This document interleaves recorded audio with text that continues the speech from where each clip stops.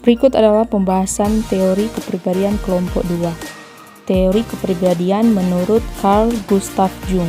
Yang pertama, biografi Carl Gustav Jung. Carl Gustav Jung lahir di Swiss pada tanggal 26 Juli 1875 dan meninggal pada 6 Juni 1961. Carl Gustav Jung adalah psikolog yang berasal dari Swiss dan seorang yang merintis dan mengembangkan konsep psikologi analitik dan psikoanalisis. Carl Gustav Jung adalah anak laki-laki tunggal dari Paul Jung. Ayah Jung adalah seorang pendeta gereja Protestan yang melayani sebuah pedesaan di kota kelahiran Jung. Ibunya bernama Emily Pressworth Jung. Jung memiliki pemikiran yang eksentrik berkat pengetahuan yang juga dibagikan oleh anggota keluarganya. Ayah Jung mengajarinya bahasa Latin ketika ia berusia 6 tahun. Pengajaran yang diberikan oleh ayahnya inilah yang menjadi awal tumbuhnya minat Jung dalam bidang bahasa dan sastra sehingga Jung bertumbuh dalam minat pengembangan pengetahuan bahasa Eropa Barat modern. Penelitian ilmiah Jung di bidang psikologi berawal setelah ia mengundurkan diri sebagai dosen di Fakultas Kedokteran di Universitas Basel dan mulai surat menyurat dengan Sigmund Freud sekitar tahun 1900-an. Pada tahun 1907, ia berjumpa langsung dengan Freud di Wiener. Perjumpaan itu menginspirasi Jung untuk berkarir dalam bidang psikologi. Selanjutnya, pokok bahasan penting. Teori kepribadian psikoanalitik Jung. Teorinya disebut psikoanalitik karena mendasarkan ketidaksadaran jiwa, tetapi mempunyai banyak perbedaan dengan teori Freud.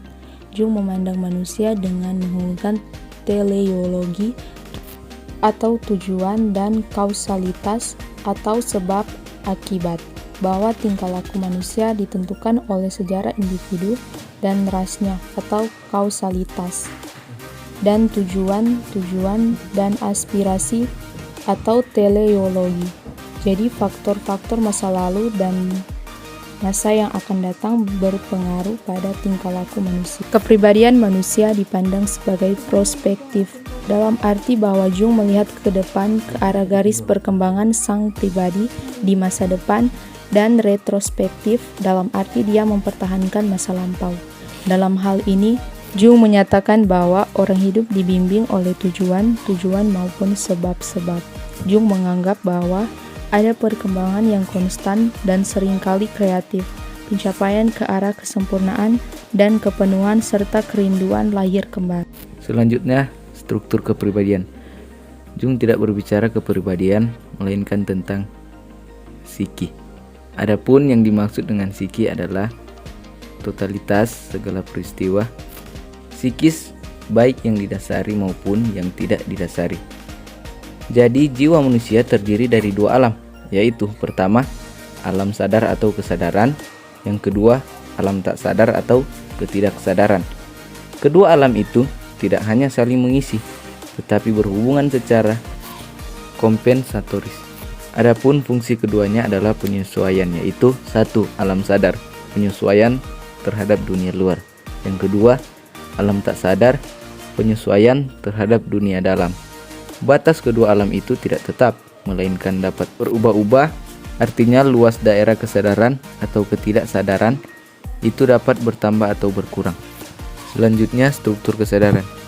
Kesadaran mempunyai 3 komponen pokok, yaitu ego, fungsi jiwa, dan sikap jiwa, yang masing-masing mempunyai peranan penting dalam orientasi manusia dalam dunianya. Yang pertama, ego. Ego adalah jiwa sadar yang terdiri atas persepsi-persepsi, ingatan-ingatan, pikiran-pikiran, dan perasaan-perasaan sadar. Ego itu melahirkan identitas dan kontinuitas individu. Dipandang dari segi sang pribadi, ego berada dalam kesadaran jiwa. 2 fungsi jiwa. Fungsi pikiran bersifat rasional. Berpikir itu melibatkan ide-ide dan intelek. Tujuan berpikir untuk memahami hakikat dunia dan dirinya sendiri. Berpikir itu mencari kebenaran atau kesalahan sesuatu.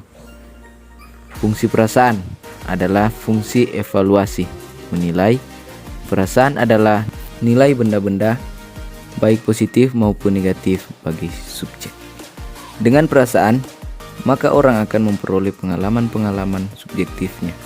Misalnya, kenikmatan, rasa sakit, amarah, ketakutan, kesedihan, kegembiraan, dan cinta. Fungsi pendirian adalah fungsi perseptual atau fungsi kenyataan. Pendirian itu menghasilkan fakta-fakta konkret atau bentuk-bentuk representasi dunia ini, macam benda dengan segala kualitasnya. Fungsi intuisi adalah persepsi melalui proses-proses tidak sadar dan isi di bawah ambang kesadaran. Misalnya, orang yang intuitif melampaui fakta, perasaan-perasaan, dan ide-ide dalam mencari hakikat kenyataan. 1. Fungsi-fungsi rasional yang dilakukan oleh pikiran dan perasaan karena mereka memakai akal, abstraksi, dan generalisasi. 2. Fungsi irasional yang dilakukan oleh pendirian dan intuisi didasarkan pada persepsi hal-hal yang konkret, khusus, dan aksidental, seperti yang ada pada tabel di bawah ini. 3. Sikap jiwa. Yang dimaksud dengan sikap jiwa adalah arah daripada energi psikis umum atau libido yang menjelma dalam bentuk orientasi manusia terhadap dunianya. Jung membagi sikap atau orientasi kepribadian menjadi 2 macam, yakni 1. Sikap kepribadian ekstravers, orientasinya ke arah dunia luar, ke dunia objektif. 2. Sikap kepribadian introvers, mengarahkan sang pribadi ke dunia dalam, dunia subjektif. Tipologi Jung.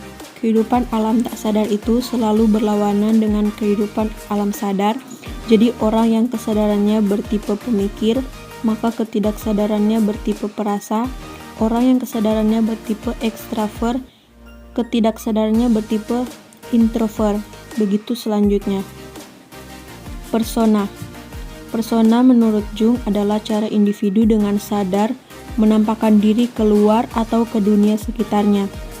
Jung sendiri memberi batasan-batasan persona sebagai kompleks fungsi-fungsi yang terbentuk atas dasar pertimbangan-pertimbangan, penyesuaian atau usaha mencari penyelesaian, tetapi tidak sama dengan individualitas. Selanjutnya, struktur ketidaksadaran.